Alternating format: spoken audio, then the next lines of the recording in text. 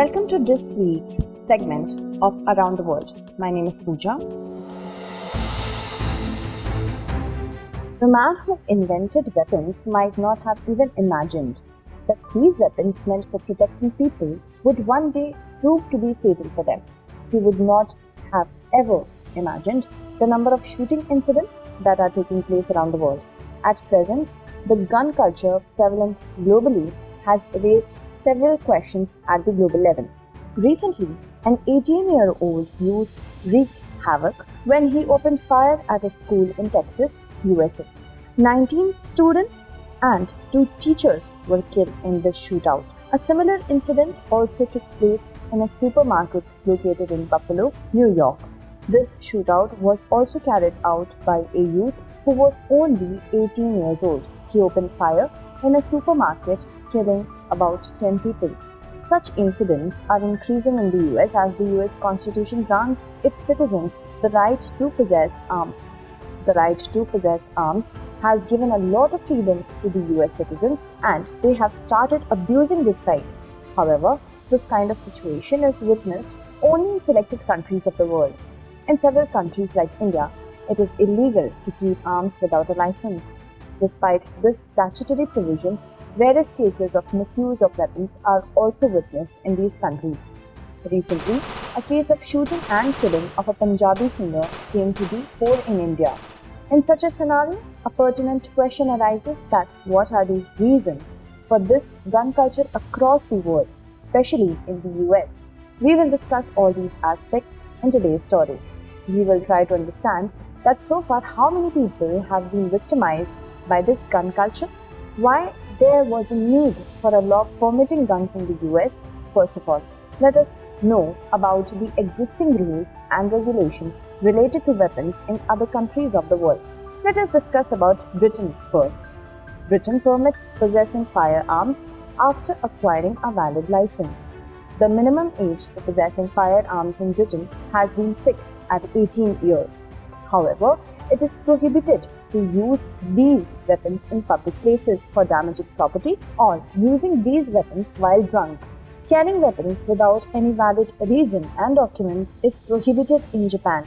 Australian law does not permit the sale, manufacture and use of weapons and shotguns to anyone except the military, police personnel and collectors. Besides, the South American country Uruguay allows the sale and purchase of weapons. In the North American country and America's neighboring country Canada, recently a bill has been introduced to ban the purchase and sale of handguns and their imports. For this purpose, the Firearms Act was amended. Furthermore, the minimum age for getting a gun license is 21 years in India. Several norms have been laid down for acquiring an arms license in India. For example, the applicant should not be found guilty of any offence 5 years before applying for the license, and he or she should not be of unsound mind and threat to public safety and peace. In 2019, the Arms Act was amended and the number of firearms a person can buy has been reduced from 3 to 2. Moreover, the validity of the license has been increased to 5 years from the current 3 years. No such organization in India is permitted to sell a gun which does not possess the manufacturer's name, the manufacturer's number, or any stamped identification mark. That is all about the laws related to weapons around the world. Now we will discuss about the ongoing debates about these laws in the US. Just as the Indian Constitution granted us the right to freedom of expression, the American Constitution has given the US citizens the right to possess arms. According to the Gun Control Act of 1968, the minimum age to purchase a shotgun or rifle is 18 years. Besides, the minimum age to purchase or buy a firearm like a handgun is 21 years. Now you must be thinking that why such a right was granted by the US Constitution. Like India, the US too was ruled by the British in the past. At that time, neither there was police nor any security force in the US for protecting the US citizens. Then, a group named militia came into existence. The militia had played a cardinal role in the fight against the British rule in the US during 1775 to 1783. It was a group of common people who took up arms for protecting the rights of US citizens. These people used long-bodied muskets as weapons. It was a type of gun in fashion during the 19th century, and it was capable of hitting the target at about 100 meters. It was the period when American culture had just begun to make its mark. The American people began to be greatly influenced by the militias. They believed that they will have to take up arms for defending themselves against a foreign invasion.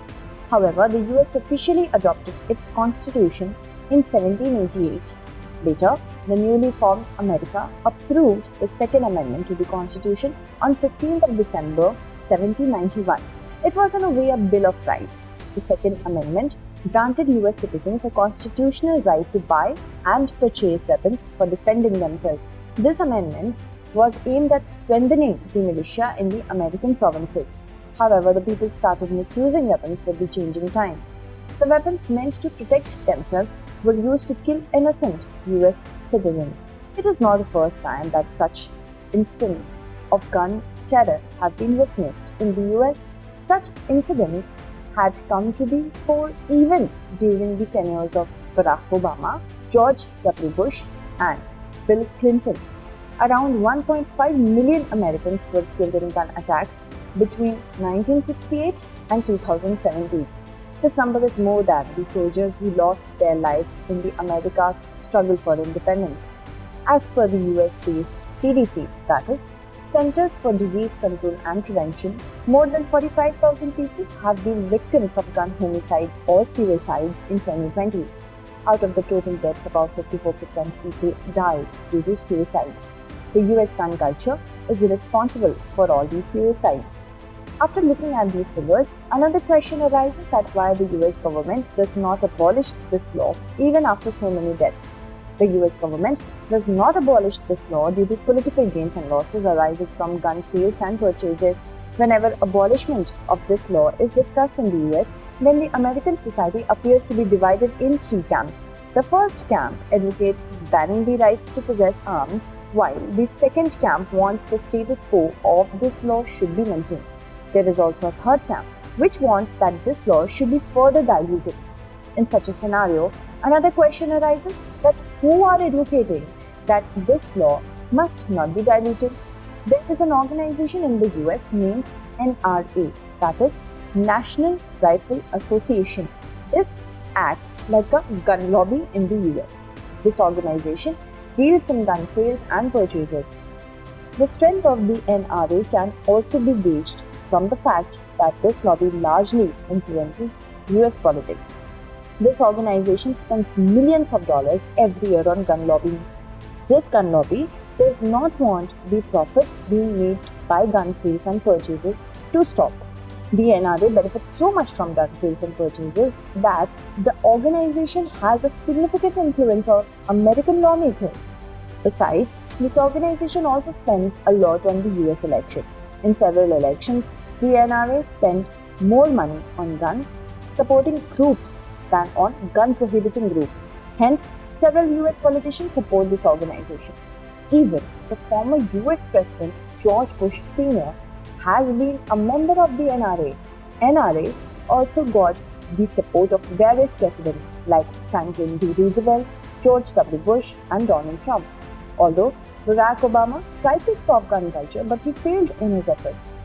Recently, current President Joe Biden compared the gun lobby to a pandemic. He stated that the gun lobby has become so powerful in the US that no one dares to raise their voice against it. In such a scenario, he has appealed to the US citizens to unite for strict action because the US youth prefers guns over books. It remains to be seen how long will it take for the US to curb its gun culture and whether this gun in the US will ever stop or not. The question for today is, what is gun culture? Why isn't America changing arms possessing laws even after facing extensive violence? Discuss. Thank you so much for watching.